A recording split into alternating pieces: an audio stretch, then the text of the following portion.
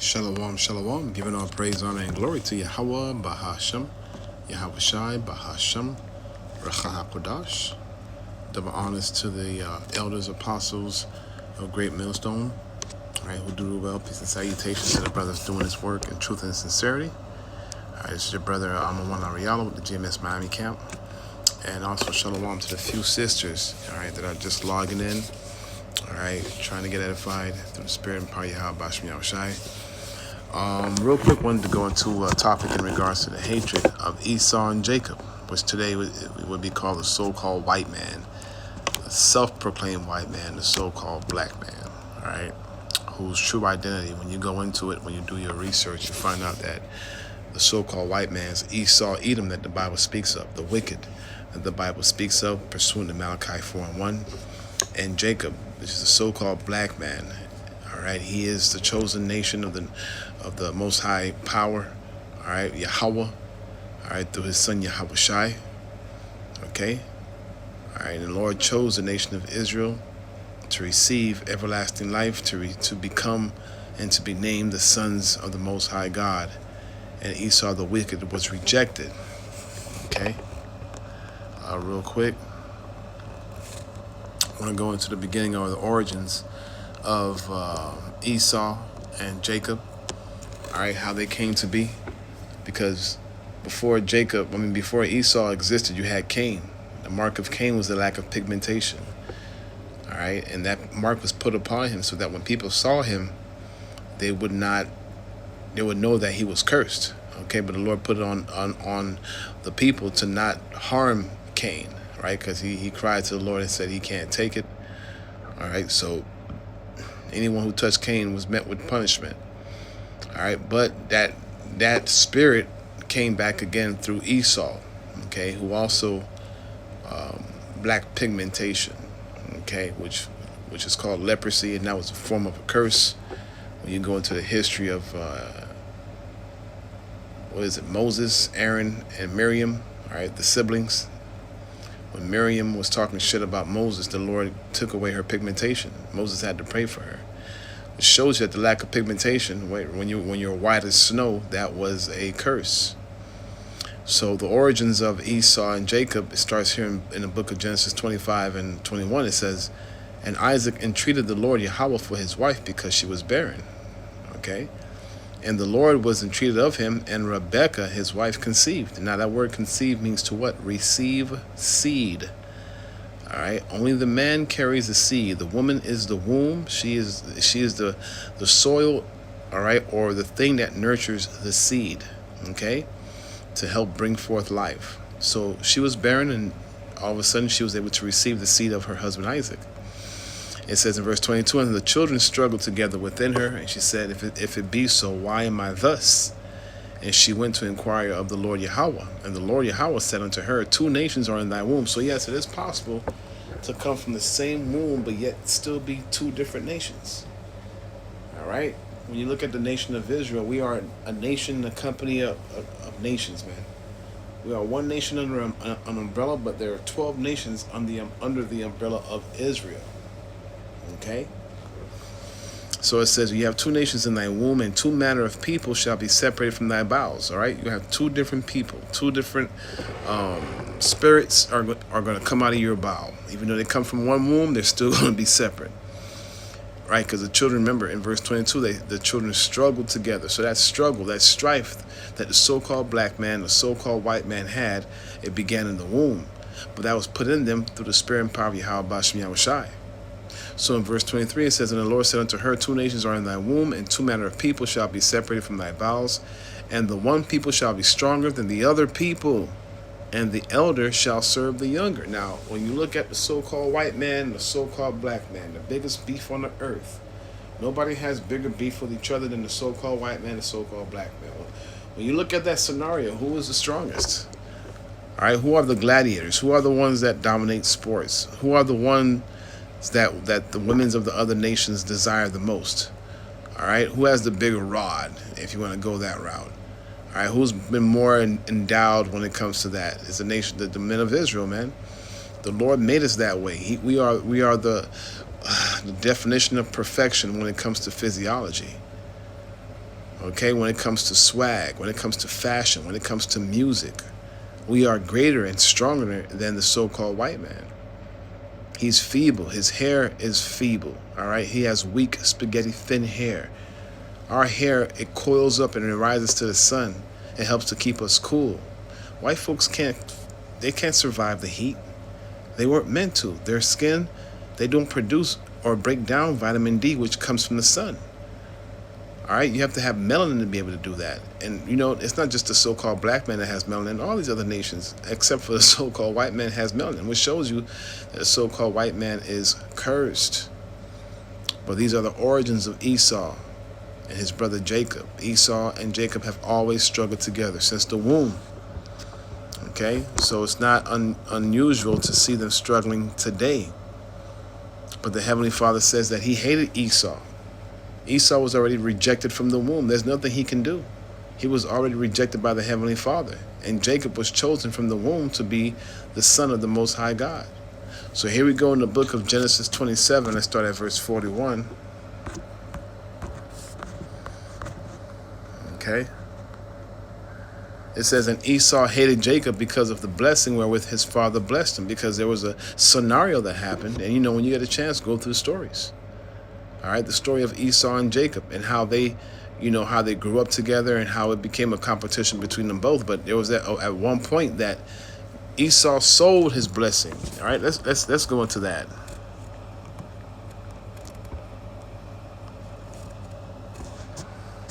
All right, I'll put Esau despised his blessing.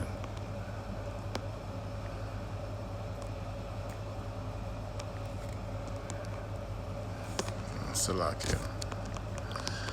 Despised. All right, it says, and Jacob sought pottage, and Esau came from the field, right? Because the so-called white man, he's a hunter. He's a cunning hunter. He likes to be out in the wilderness, smelling like cow piss, fucking goddamn moose piss, all type of piss, man. And he came in from the field, all right, and he was faint, meaning he was hungry, all right? He was very tired. He was famished. In verse 30 it says, and Esau said to Jacob, feed me, I pray thee, with that same red pottage, for I am faint. All right, and that pottage, you know, as far as we know, was lentil. It was a red lentil pottage that that Jacob was, you know, was cooking. It might have had meat in there, right? It doesn't say. But it says that he ate that same red pottage that Jacob made. It says, therefore was his name called Edom, because Edom means red. It's not just because of the pottage, but it also, remember, he came out red all over like a hairy garment. Let me grab that real quick. This is Genesis 25 and 24. It says, and when her days were to be delivered were fulfilled, behold, there were twins in her womb. Right, so Esau and Jacob are twins. And the first came out red. You see? So not only did he like that red lentil stew, all right, he also was born red. Why? Because he lacked complexion. He didn't have any melanin. So what was happening there? His blood was showing forth through his skin. Okay? But it goes down to tell you, you know, what Esau did. It said he sold his blessing. All right? It says in verse 31, and verse 30, it says, and Esau said to Jacob, feed me, I pray thee, with that same red pottage, for I am faint. Therefore was his name called Edom. So not only was he born red, he also liked that red pottage. And Jacob said, sell me this day thy birthright. What? Your twin brother, he understood. He was the youngest one. Esau was the oldest. But when Esau came out, he came holding on to the heel of, when Jacob came out, he came out holding on to the heel of Esau, because Esau came out first. But that was an omen, all right, which was an indication that the elder is going to serve the younger. Okay, which is Esau. The so-called white man is going to serve the so-called Negro today. And Esau said, behold, Genesis 25:32, and Esau said, behold, I am at the point to die, and what profit shall this birthright do to me? And Jacob said, swear to me this day. And he swore unto him, and he sold his birthright to Jacob. So Jacob did not trick him. Jacob did not do anything that was cunning to try to get the birthright. Esau straight up sold his birthright to his brother Jacob for a bowl of lentil soup. You sorry motherfucker. Not understanding and realizing what the blessing consisted of, man. Right? It says in verse 34, it says, then Jacob gave Esau bread and pottage of lentils, and he did eat and drink, and rose up and went his way. Thus Esau despised his birthright. So Esau hated his birthright from the time he was young. He was not accepted amongst everyone else because he looked different. And he asked, he probably me speaking as a man, he probably said, man, Lord, why did you make me like this? Well, you need an antagonist and a protagonist in the movie, and Esau was chosen to be the protagonist. Real quick.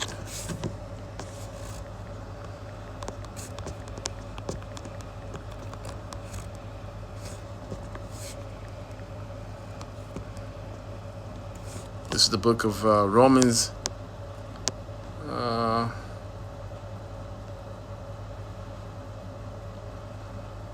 Man, this is beautiful. Romans 9 and 13. We'll start from there and we'll go on down. It says, as it is written, Jacob have I loved. Now remember, Jacob represents Israel, or in the Hebrew, or Paleo Hebrew, is Yah, Shar, Allah, He, Prince, Power. So the Lord says, I love Jacob. But Esau, the so-called white man, have I hated.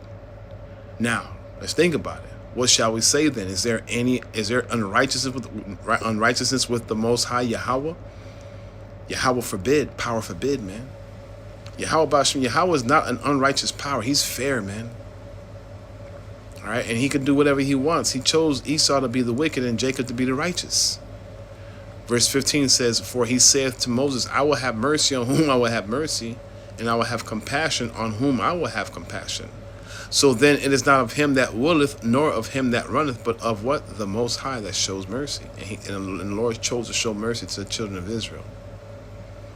For the scripture saith unto Pharaoh, even for this same purpose have I raised thee up, that I might show my power in thee, and that my name might be declared throughout all the earth. So the Lord built up Pharaoh, gave Pharaoh fame, gave Pharaoh money, gave him land, gave him power, just so he can destroy Pharaoh and show that he is the most powerful thing that exists. Because men, we're very simple in our minds, so we're looking at someone who has status, someone who has money and fame, and we declare him to be the shit. But the Lord was the one that built up Pharaoh, and he did that so he can come in and do miraculous things and show the children of Israel that he is the true power. All right, Pharaoh wasn't shit. It says, even for this purpose, for the same purpose have I raised thee up, that I might show my power in thee, and that my name might be declared throughout all the earth. In Romans 9 and 17. Verse 18 says, therefore hath he had mercy on, it says, therefore hath he mercy on whom he will have mercy, and whom he will hardeneth. So the Lord is hardening the heart or the mind of Esau, Edom, to come up against us. And he's going to, pretty soon he's going to come up against us pretty hard, man. Okay? 19 says, thou wilt say unto me, why doth you yet find fault? So I can read again. Verse 19. Thou wilt say then unto me, why doth he yet find fault? For who hath resisted his will? Nay, but, O man, who art thou that repliest against the Most High? Shall the thing formed, which is mankind, say to the thing that formed it, which is Yahweh Bashmi Yahushai, why hast thou made me thus? Hath not the potter power over the clay of the same lump, to make one vessel unto honor, which are the children of Israel, and another vessel unto dishonor, which is the so-called white man, Esau, Edom? What if the Most High, willing to show his wrath and to make his power known, endured with much long suffering the vessels of wrath fitted to destruction, and that he might make known the riches of his glory on the vessels of mercy, which is the children of Israel once again, which he had afore prepared unto glory, even us whom he hath called, not of the Jews only, but also the Gentiles. Now this is the thing, the Gentiles were Jews that were scattered abroad, that were sold to other nations. They're not actually bloodline heathens coming into the covenant. No. Anybody coming into the covenant, if you are a Gentile, which it means that you are living as a heathen. You weren't living as an Israelite. Okay? That's what that means. The kingdom, remember, Yahweh Shai says, I have come only for the lost sheep of who? The house of Israel. So the Lord's only coming for the children of Israel. Okay? So, I just wanted to touch on that part. Right? Let me see. Salakia. Make sure I didn't pass it.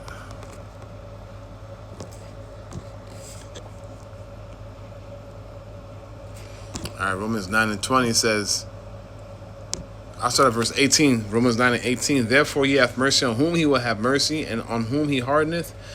All right. Once again, thou will say unto me, why doth he yet find fault? For who hath resisted his will? But nay, O man, who art thou that repliest against the Most High? Shall a thing formed say unto him that formed it, why hast thou made me thus? Right. So Esau ain't got no say so in this whole who gets the blessing, who doesn't. All right. Esau's just mad that he's not going to get the blessing. Okay, so when he knows he's about to go out soon, so he's gonna go out with a fucking bang. He's gonna oppress the children of Israel. Okay, but you have to understand how we got to this point, and because of that blessing that we received from our forefather, Esau hated us because of it. Right, we read it earlier, and Esau hated Jacob because of the blessing wherewith he was blessed. So that hate, he kept it, man. He kept it in his heart, and he did not let that shit dissipate.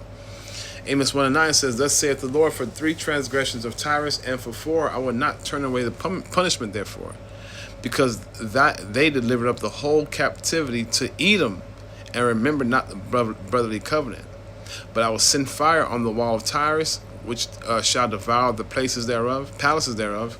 Thus saith the Lord, for 3 transgressions of Edom, and for 4 I will not turn away the punishment thereof, because he did pursue his brother with the sword, and did cast off all pity, and his anger did tear perpetually, and he kept his wrath forever. So Esau never really got over him losing that blessing, man. This motherfucker came with wrath, bro, and you sold the birthright to Jake, man. You despised your birthright. It said it. You despised it. So now you seeing Jake about to come up. You seeing Jake about to inherit the kingdom. You mad? And you could have just tightened up, but that's not what the Lord created you for. The Lord created you to be an adversary unto the children of Israel. He built you up. He gave you your technology. He gave you your science. He gave you whatever the fuck you need to become a great nation now, so that you will be a great adversary to him towards the end, man, in the latter days.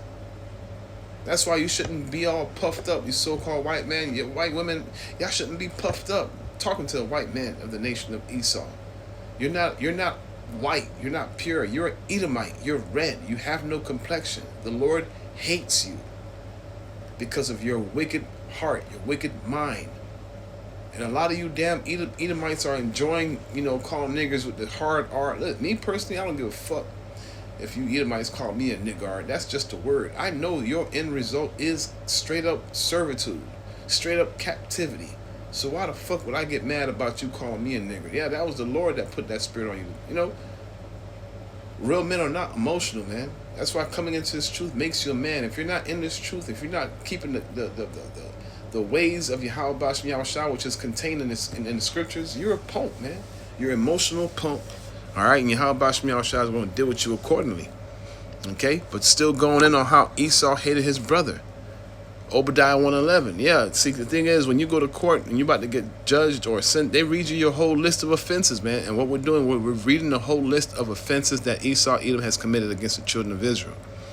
Obadiah 1:11 says, in the day that thou stoodest on the other side, in the day that the strangers carried away captives his forces, as foreigners enter into his gates and cast lots upon Jerusalem, even thou was one of them. Right. So you were rejoicing when we went into Babylonian captivity, Assyrian captivity, Persian captivity, Medo captivity. You was there, man. All right. You was as one of them. Obadiah 1:12, but thou should not have looked on the day of thy brother, in the day that he became a stranger. Neither shouldest thou have rejoiced over the children of Judah in the day of their destruction. Neither shouldest thou have spoken proudly in the day of distress. Yo, Esau, you was our brother, man. And regardless what kind of beef we had with each other, you was supposed to look out for me, man. You see? You were supposed to show love, but you forgot that brotherly covenant. You forgot you sold your birthright, and all you saw in your eyes was red. All you saw was death for the children of Israel. And this is why the Lord is going to destroy you. Verse 13, thou shalt not have entered into the gates of my people in the day that they of their calamity. Yea, thou shouldest not have looked on their affliction in the day of their calamity, nor have laid hands on their substances in the day of their calamities. Right, so when we were getting taken away by our enemies, here you go, rummaging through our fucking shit, man, taking our shit, putting your hands on our possessions, man. You think the Lord's not going to judge you accordingly? Obadiah 1:14, neither shouldst thou have stood in the crossway to cut off those that did escape, neither should thou have delivered up those of his that did remain in the day of distress. That's plain, that's simple. Esau was always a fucking devil, bro. Always a fucking devil, man. Never let up. Always brought that pressure on Jake. Why? Because he sold the birthright. Now he's fucking mad. And since he can't have it, nobody can have it. That's fucked up, bro. But guess what? Because of your actions, the Lord is going to move on you major, bro. You can bring whoever, whatever. You can bring the Gurga troops. You can bring whoever you want. The Lord has men that are ready. And he's preparing now, all right, that are ready to bring this fucking nation down, man. The Lord is going to turn his men into weapons of warfare. Believe that. Your super soldiers and your all this different Marvel, that shit ain't going to help you, man. Because the men of the Lord who get endowed with supernatural power are going to fuck this place up.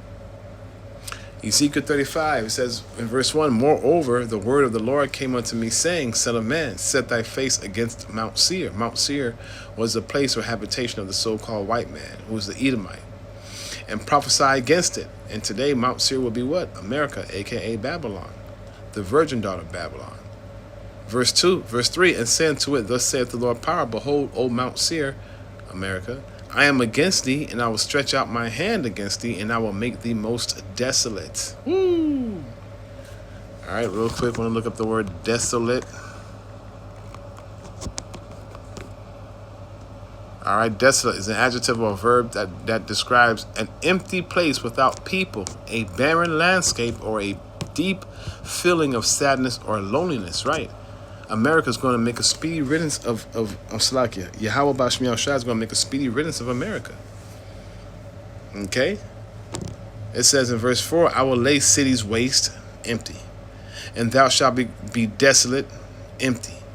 And thou shalt know that I am Yahweh, because thou hast had a perpetual hatred and hast shed the blood of the children of Israel by the force of the sword in the time of their calamity, in the time that their iniquity had an end. Right, so from the time that 70 AD up until, the Renaissance era, all Esau has done was laid heavy strokes on Jacob, man. Because of that jealousy, that hatred that he has for his brother, because the Lord chose Jacob to be righteous and chose him to be the wicked. Verse 6, therefore as I live, saith the Lord, I will prepare thee unto blood, and blood shall pursue thee. Sit down, since thou hast not hated blood, even blood shall pursue thee. Thus will I make Mount Seir, America, a.k.a. Babylon, a.k.a. Assyria, most desolate. I will make Mount Seir most desolate, and cut off from it him that passeth out, and him that returneth. And I will fill his mountains with the slain, with his slain men, which are these military men, navy, army, whatever the fuck. In thy walls and in thy valleys and in all thy rivers shall they fall that are slain with the sword. And I will make thee perpetual desolations, and the cities shall not return, and you shall know that I am Yahweh. All right, because thou hast said, these two nations, all right, and these two countries shall be mine, the northern and the southern tribe. All right, Israel, Yasha'Allah, and the southern tribe, Judah, Benjamin, and Levi. Okay, and we will possess it, whereas the Lord was there. Therefore, as I live, saith the Lord power, I will even do unto thine anger, and according to thy envy which thou hast used out of thy hatred against them. And I will make myself known among them when I have judged thee. And that judgment is coming soon for America, a.k.a. Babylon. That whole thing in Iran is beautiful. It's happening. All right? And they're trying to find different alternatives to try to resolve the situation. But the Lord is not going to let these damn devils resolve their issues. We are going to inherit the kingdom pretty soon, Akim. Akwath, which means sisters. All right, you just got to keep that path, man. You got to keep pushing, keep pursuing. Don't take your hand off that plow, because Esau, Edom is going to get judged, and America is going to be laid desolate, a wasteland.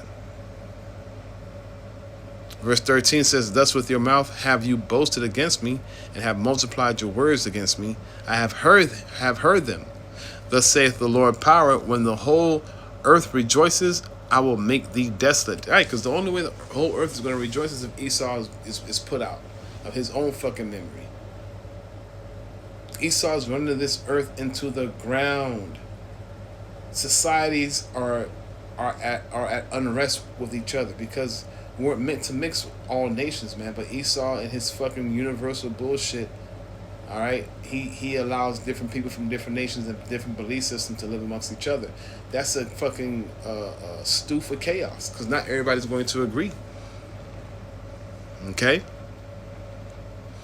Verse 15 says, and as thou didst rejoice in the inheritance of the house of Israel, because it was desolate, right? Because when those small hatters over there went into Israel, it was desolate, or it was occupied, by the Palestine, which most of them are probably our people anyway, because we're scattered amongst all nations. Okay? It says, as thou did rejoice at the inheritance of the house of Israel. They stole that land. Look up the Balfour Declaration. Because it was desolate, so will I do unto thee. Now, why was it desolate? Because of 70 AD, when the Romans compassed Israel, and the Israels were expelled out of that land, or they were forced to leave that land under the sword, or they took heed to prophecy and they left. Okay? They went into that land and called it their own, but they're not the real people. It says, so will I do unto thee. Thou shalt be desolate, O Mount Seir, and all Idumea, which means red, Edom, even all of it, and they shall know that I am Yahweh. Esau just mad because we're about to get the kingdom, the fatness of the earth. I encourage you, Akim wa Akwath, to read the stories, man. Encourage yourself, encourage those that are around you. Okay, because we are as a people, all right, we're almost out of here, man. We're just waiting on a few prophecies, the MOTB and World War III. And they're all brewing up at the same time. So continue to endure, continue to push forward. May Yahweh Bahashem, Yahweh Shai, Bahashem, Racha HaKodash, Barakatham, Barakal, Bakarium, Wa Akim, Baba Kashai Yahweh Bahashem, Yahweh Shai, Bahashem, Racha HaKodash.